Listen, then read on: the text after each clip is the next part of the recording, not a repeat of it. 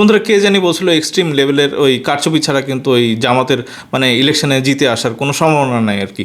মানে ওই কারচুপি মানে চুরি ডাকাতি যা যা করছে শেখ হাসিনা তার চাইতে কয়েকশো গুণ বেশি করতে হবে, এছাড়া সম্ভব না। এই আওয়ামী লীগের ভোট জামাতে পাবে, জামাত ইসলামী পাবে, এই ধরনের খবর কিন্তু মানে রটাচ্ছে আর কি। এবং আমরা জানি যে টাকা পয়সা, প্রচুর টাকা পয়সা মানে মানে ছিটাইছে জামাত ইসলামী এবং ওই নিম্ন শ্রেণী যারা আছে বস্তিতে বা একটু নিম্ন আয়ের তাদের ভাই কিনে নিছে আর কি।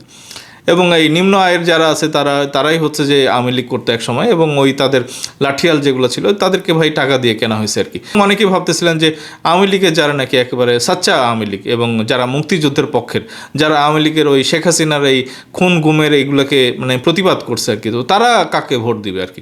তো তারা ভাই এই সোশ্যাল মিডিয়াতে এই জিনিসগুলি ছড়াচ্ছে আর কি, তারা পোস্ট দিচ্ছে। এবং সেই পোস্টের দুইটা জিনিস আপনাদেরকে দেখাই।